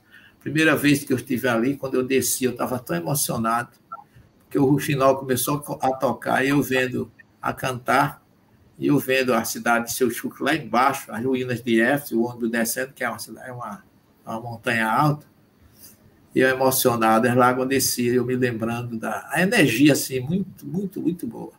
O carinho que os turcos têm por Maria é impressionante, porque a deusa mãe da Anatólia, Artemísia, e depois Mary Ana, Mãe Maria. Eles têm Maria como a terceira deusa mãe da Anatólia. Uma sequência natural de deusas mulheres. Então, para mim, é um ponto que sempre me reabasteço. Eu ainda tenho energia. Faz um mês que eu estive lá, mais ou menos, que eu cheguei. Não faz um mês ainda, não, mas as energias ainda estão rendendo, graças a Deus. Professor, a sensação que eu tive é que quando você adentra aquela casa, o tempo para. Isso. Então, eu não tive percepção de tempo, né? A gente sempre tem aquela consciência temporal do momento. Ali, para mim, o tempo desligou do... E as pessoas choram, viu, Denise? Não é, Álvaro? Chora, gente que... Imagina aí um lugar desse, gente. Eu não posso. Olha, e quando você entra logo do lado esquerdo, tem a fotografia de Ana Catarina Emmerich, a freira aqui dentro da casa de Maria. Olha, quando eu vi aquela fotografia, eu me arrepiei dos pés à cabeça, fiquei ouriçado. Uma energia que me tomou, assim, eu vou flutuar aqui, porque é um local que não tem nada do ponto de vista material, mas a energia espiritual é impressionante. E a primeira vez... impregnado, né, professor? A nossa companheira de viagem, Paula Zamp, começou a cantar Maria de Gondor. Nossa, aí é que figura mesmo. É muito encanto, viu? É muita assistência. Pode passar, Denise. Aí vamos para a próxima foto aqui. Aí é exatamente o martirólogo de Filipe, lá em Herápolis. Aí você está vendo lá no horizonte, aquela montanha lá do outro lado, por trás dessas colunas do martirólogo, ali é Colossos. E do lado de cá, do outro lado oposto, fica Laodiceia. Então, você tem um triângulo aí de 3 regiões importantíssimas, né? Uma onde desencarnou Filipe, lá na frente é onde Paulo escreveu aos cristãos da cidade de Colosso, e é do outro lado, aonde João recebe a carta, que fica Laodiceia. Pode passar. E aqui é a entrada de Laodiceia. É um lugar fantástico, né, professor? Tem Laodiceia muita coisa. É algo também sensacional. Você vê lá nos fundos, onde tem 2 manchinhas brancas no fundo dessa foto, na rua, na montanha, lá do outro lado, ali é Pamukkale, ali é Herápolis. A água de Laodiceia vinha dali. Água quente. A morna do rio Licos, que está aqui embaixo. E quando juntava as duas que ficava morna, ninguém suportava beber. Tem que ser quente ou fria. Por isso que Jesus utilizou. Pode passar dentro disso. Eu acho que eu tenho outra foto aí. Eu acho que tem até um filme. Olha, tudo isso aí são ruínas. Coisa linda, né? De Laodiceia. E cada vez que a gente vai ali, já tem uma sinagoga aí, um ginásio, tem um bocado de local aí imenso, que eu me lembrei muito de você. Tem uns locais que eu me lembrei muito, muito, muito. Pode passar. Olha aí. Ó. Isso aqui é Sardes, uma das igrejas da comunidade da Ásia Menor. Essa é a sinagoga. Eu fotografei mesmo. Pode passar, Denise, para você ver o tamanho dessa sinagoga. Olha, Álvaro. É linda, né? Sabe quantas pessoas cabem nessa sinagoga? Cabia? 1.000 pessoas. Muito grande, né? A comunidade judaica gigantesca, né? Gigantesca. Agora eu estranhei aí não encontrar nenhuma inscrição em hebraico. Eu vi muito grego, mas não encontrei. Acho que a influência grega, aí a palavra sinagoga, você está vendo lá em cima a montanha. Essa cidade foi que Jesus disse que se ele vigiasse, ele viria como ladrão. Exatamente o que aconteceu. Essa cidade foi invadida por Ciro, que ele não pulou os muros nem derrubou. Ele fez um buraco no muro e entrou com o exército, e o povo, acreditando que era uma cidade, vamos dizer assim, extremamente segura, estava todo mundo embriagado, e ele tomou a cidade da forma mais simples possível. É um cachorro ali, professor? Tem muito cachorro e gato nessa região. Não, é um cachorro, parece muito. Todo mundo é um cachorro. Não, tem muito cachorro e gato. Mas isso aqui parece um cachorro, não parece, Denise? É um cachorro mesmo. Não, é uma cadela. Eu tenho outro olho de gente, mas é um cachorro, pelo amor de Deus. Adianta. Vai, Denise, pode passar outro. Temos um vídeo agora. Isso. Temos um vídeo aí que eu fiz. Um vídeo aqui, ó. Aqui o mercado. E aqui também, na esquina de lá, onde Paulo alugou uma loja. Ele tinha uma loja estrategicamente colocado próximo ao porto.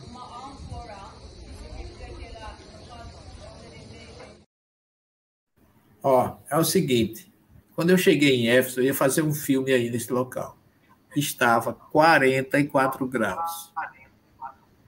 Eu não tive condições de descer do ônibus, senão eu não ia conseguir. Eu queria fazer um filme, aí eu pedi a uma das pessoas que estavam conosco, a Claudinha, e ela fez esse pequeno filme. Eu digo, filme pelo menos a Ágora.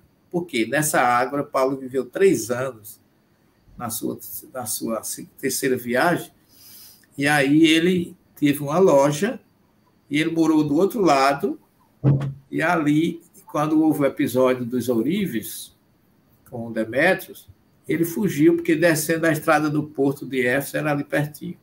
Então, ele estrategicamente, quando foi preso, que aliás ele não foi preso, né? O prefeito de Éfeso enclausurou ele, porque senão ele seria morto. Ele, como cidadão romano, ele não tinha como explicar. Então, na verdade, Paulo viveu 3 anos aí nesse local, onde diz a história que ele já tinha optado por pregar nas ágoras, não mais nas sinagogas, porque os judeus não aceitavam a sua proposta.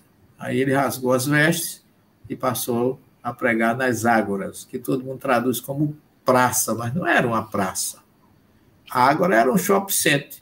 Tinha lojas nas laterais, nos cantos, loja mais chique, mas no meio tinha gente de todo nível, escravo, pessoas romano, grego, pessoas de Éfeso mesmo, e Paulo era o público que ele queria. Disse que na loja dele ele não vendia nada, mas ninguém passava 5 minutos sem ele, sem se tornar cristão. O negócio dele era formar cristãos. Eu acho que tem mais um vídeo ali também, né, professor? Para que não entrassem, já tinha colocado Essas colunas. essa coluna, essa porta. Não deixavam os coxos. Aqui só foi pedestre. É no mesmo local, né? É no mesmo local, mas é Rua dos Mármores, na entrada de Éfeso. Tem essa rua, depois tinha a Ágora e tinha a rua, a saída para o porto, uma das principais. Aí ficava uma estátua da deusa Artemísia, que foi... O templo de Artemísia foi destruído, utilizaram as pedras, inclusive o Justiniano usou muitas pedras dela para formar a Basílica de João, na montanha de Aisuluk, em Éfeso, que ele está enterrado numa montanha lá também. É muito importante. João é muito querido lá. Pode passar o próximo. Próxima.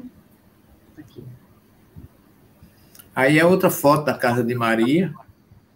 Olha de reforço. Pode passar.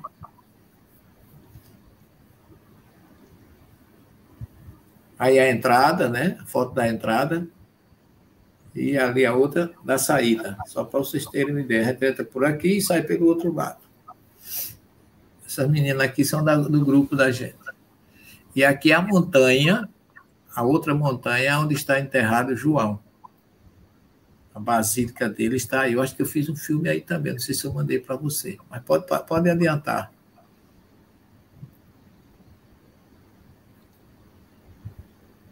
Esse local eu também não fui, professor.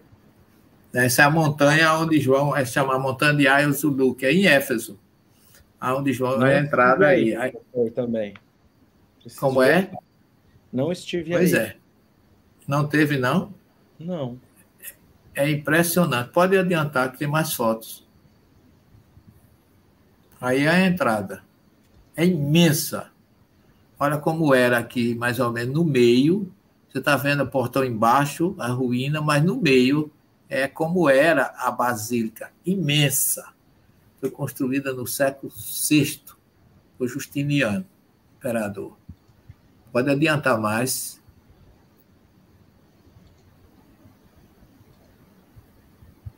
Olha, aí eu estou, atrás de mim, essas colunas, é na tumba de João. Aí ficava, ainda hoje, o local onde ele foi enterrado. Dentro da basílica está os restos dele. É imensa também, uma basílica imensa. Pode adiantar.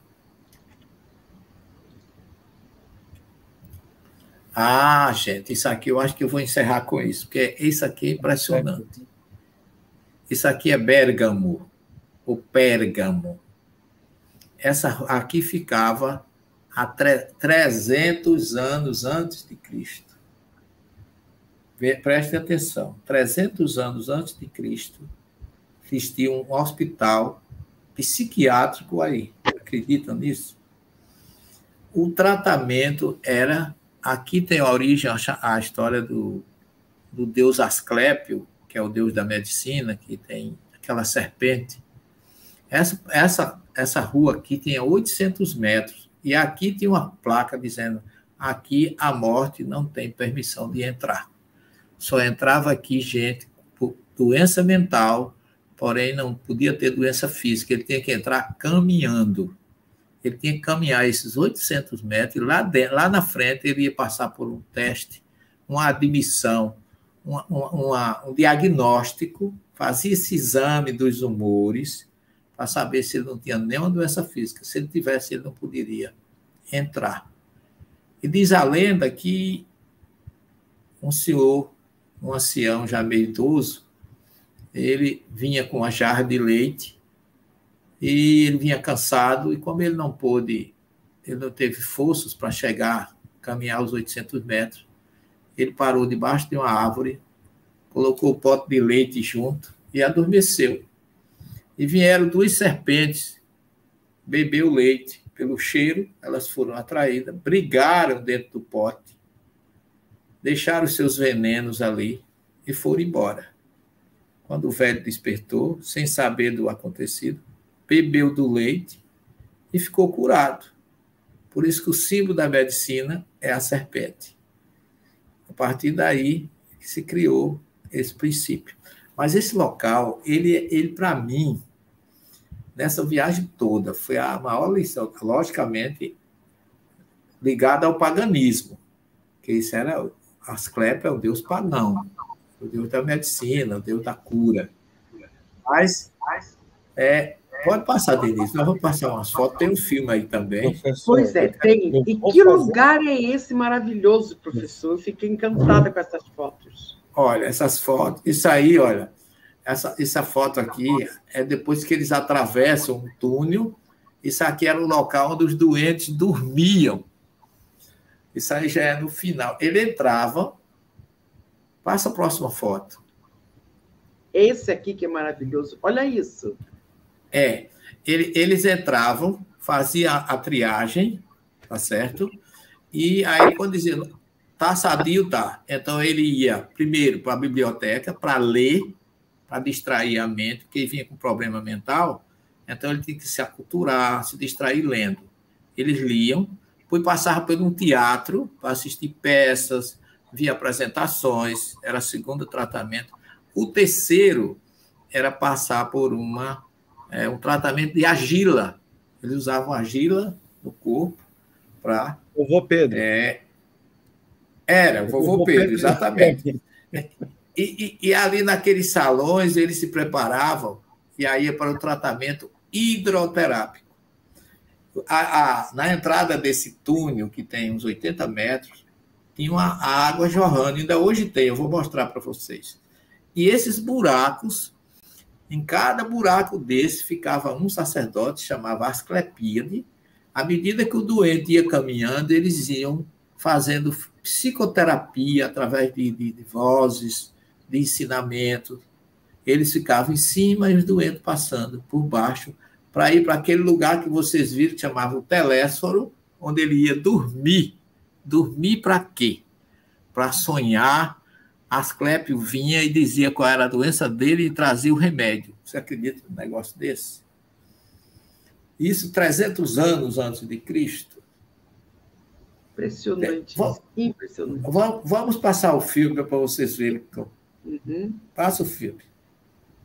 Vai lá que eu quero resumir depois do filme para vocês entenderem a maravilha que foi esse lugar. E depois eu quero dar uma novidade, viu, para você, Elva. Que só existe três lugares desse templo pagão de Asclepio no mundo. Um é em Pérgamo, na Turquia, o outro é na Grécia, e o terceiro, sabe onde é? Jerusalém. Jerusalém. Na piscina de Betesda. É isso. Tu acredita? Onde Jesus curou o paralítico que fazia 38 anos, que estava numa cadeira. Um dos, ao lado de todas as outras curas, mas é um dos grandes ensinamentos da cura do Evangelho, porque ali é a representação de um homem que há 38 anos se encontrava descrente da fé no Deus único, e o processo de curar esse espírito a esse homem que estava em um templo pagão, ele é evidentemente demonstrado quando Jesus conta que encontra aquele mesmo homem no pátio do templo. A cura desse espírito, que também se deu no corpo físico, é a restauração da fé de um homem que se afasta do Deus único e então se conecta novamente. E aqui tem todo um contexto. E a misericórdia divina que chega em todo canto. Inclusive, a piscina de Betesda ficava de frente da casa dos avós de Jesus, onde nasceu Maria, ali de frente, naquela igreja que ainda tem lá hoje. Você deve ter visitado já, lá onde João fala Pórtico das Ovelhas, porque ali as ovelhas que iam ao templo eram lavadas ali. É por isso que ele chama aquela piscina de herética, e a piscina de Siloé, espiritual e pura. Mas vamos ao filme, que depois a gente esclarece esses pequenos detalhes. Amigos queridos do Brasil, agora eu vou entrar no túnel para mostrar a vocês a forma psicoterapêutica de tratamento daquela época, 300 anos antes de Cristo. Aqui o doente entrava e, além de já ter feito o tratamento na biblioteca, no teatro, com a música, a gila, que também eles usavam, eles passavam aqui, entravam nesse túnel que vocês estão vendo, tem 80 metros, e ao lado vocês podem ver água. Pode até ouvirem o barulhinho da água, e se via como uma espécie de hidroterapia para acalmar o doente. E esse túnel ele caminhava, vocês podem ver que o teto tem buracos. Cada buraco desse ficava um sacerdote, ou asclepíade,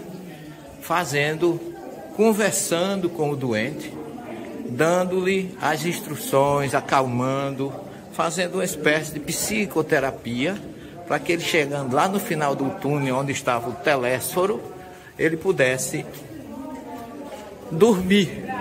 Aqui era como se fosse um corredor, um túnel do pré-sono, onde eles iriam dormir numa estrutura redonda chamada telésforo, que era, segundo a mitologia, Asclépio vinha trazer ou revelar ao doente de uma forma onírica, ou podemos dizer sonoterapia ou oniricoterapia. Eles recebiam a informação de qual o tratamento que ele precisava, qual seria a forma de tratamento necessária. Já estou chegando no final, para vocês terem uma ideia de que aqui o último sacerdote, Asclepíade, dava a instrução e o doente saía do túnel e entrava nessa estrutura que vocês estão vendo, que é uma estrutura circular, onde aqui ele deitava, aqui ele dormia. Observem que é uma estrutura circular. Ele dormia e recebia do deus Asclépio a forma do tratamento necessário para que ele ficasse curado. É interessante isso para nós espíritas que conhecemos a questão da mediunidade onírica, algo que a medicina usa hoje na psicologia, na psiquiatria, e nós espíritas usamos através do sonho, que é uma coisa interessante. Lembre-se que José do Egito notabilizou-se pelo sonho. Então nós temos uma semelhança muito grande com a psicologia, psicoterapia, com a mediunidade onírica, com o tratamento espiritual, que era a meta, na verdade, nesse caso. Então, todo o movimento que aqui se utilizava era no sentido de curar, ou até poderemos considerar mais precisamente na doutrina espírita como um tratamento desobsessivo. Então, aqui, século III a.C., já se praticava essa desobsessão ou esse tratamento espiritual através da mediunidade onírica. Ficamos por aqui, agradecendo a Deus e a vocês e pedindo pela paz psicológica do planeta. Que Deus abençoe a todos, muita paz. Impressionante, professor. Eu vou querer esse vídeo para passar na segunda que vem. Pede a Denise, tem todo direito, eu autorizo sem nenhum problema. Olha, eu fiz esse vídeo na frente do grupo, né? Porque eu já sabia de tudo. Mostrei o local. Eu tenho um anterior que eu não entreguei para você, que eu fiz mostrando lá onde é que ele chegava, onde ele fazia a ficha, fazia os exames. Tá bem. Então, vamos para o tratamento psicológico. Tem saúde física, mas não tem espiritual. Então, na verdade, um dos pais da medicina trabalhou aí também, que é de Bérgamo, que é Galeno, que foi um grande patologista também, anatomista. Mas o que me impressiona aí, gente, é porque 300 anos antes de Cristo já se fazia tratamento desobsessivo. Não é? E outra coisa, depois que eu terminei aí, eu chamei o grupo, reuni ali do Telésforo, onde eu mostrei a vocês, onde o doente dormia, e ali nós fizemos um evangelho, fizemos uma prece. Teve gente que só não fez incorporar, mas chorou muito, o que significa que ainda tinha ali doentes psíquicos ainda dormindo. Eu me lembrei da casa transitória de André Luiz, né, que ele saiu orando nos vales e despertando os doentes, e o nosso grupo ajudou alguns a serem despertos, já foi suficiente, que eu me lembro que quando André Luiz viu, sentou e saiu correndo, e ele fez menção para agarrá-lo. Aí o mentor espiritual disse, calma, André, já fizemos a nossa parte, já o despertamos. Daqui para frente, ele vai receber outro tipo de atendimento. Não nos cabe fazer mais nada, já realizamos a nossa tarefa. Então, nós temos, imagine esse tratamento, 300 anos antes de Cristo, tinha na ilha é uma ilha de grega, como é, meu Deus? Fugiu o nome. 4 quilômetros, né? Para 4 quilômetros à frente ali, né? Esqueci o nome da ilha também. Professor, interessante. Eu tive essa mesma sensação, um ambiente ainda com muitos espíritos ligados ali em processo até de loucura mesmo, bastante grave. Eu senti a mesma condição ali. Claro que tem o lado totalmente positivo, mas a gente ainda sente, né, muitos espíritos ligados. Tem. Agora, eu estava lembrando a vocês, eu mostrei lá em Herápolis, ao contrário, lá tem uma necrópole, né? E aí não tem nenhuma tumba, porque realmente lá as pessoas morriam. E aí não, porque eles, para se submeter ao tratamento, tem que ser doente mental, tem que ter saúde física e só distúrbio mental. E aí acabava sendo um tratamento de desobsessão, porque aqueles asclepíades naquele túnel, nos buracos, funcionava como o divã, né? E a pessoa ia escutando aquelas mensagens de a água, você vê o barulhinho da água, ainda corre hoje lá na fonte, aquela água calmando, né? E eu fiquei... E o silêncio do lugar, né, professor? Porque depois que passou o túnel, estava só o senhor e um silêncio em volta. Né? Profundo ali, em volta, tranquilamente. Então, ali eles já vinham preparados, passando por todas aquelas terapias prévias para culminar com a mediunidade onírica de cada um. E que eles despertavam e diziam ao sacerdote com o que tinham sonhado, qual era o tratamento. Então, aí você pode ver primeira, segunda e terceira revelação juntas, né? Culminando com o que a gente tem hoje na terceira, que é o tratamento desobsessivo. Incrível. Professor, depois, então, dessa viagem imensa que o senhor nos proporcionou, o senhor termina a nossa live hoje com uma prece? Com prazer, querida. Vamos agradecer a Jesus por tudo que recebemos. Aqueles que, em contato com Ele, foram tão tocados que nada os impediu de seguir em frente. Nada. Paulo, João, Maria, Barnabé, Lucas, Felipe, todos foram fiéis à causa do Cristo. Grande exemplo para nós. E até Paulo, que não conviveu com ele, transformou-se de tal forma que deu toda a sua vida por ele. Amou, sentiu saudade, sofreu a adversidade de todos os matizes, mas nunca desistiu. Porque dizia ele, em todas as situações, por mais difíceis que eu passei, o Cristo sempre esteve comigo. Então vamos acreditar plenamente que Ele continua conosco, que Ele possa sempre nos assistir, nos abençoar e nos iluminar, e que nós possamos, pelo menos, tentar imitar esses heróis que, com o seu proceder, com a sua dedicação ao Evangelho e à causa do Cristo, mudaram suas vidas na intenção de transformar as nossas. Aproveitemos, queridos amigos, internautas, os que estão nos ouvindo agora e que nos ouvirão no futuro. Nunca é tarde para recomeçar.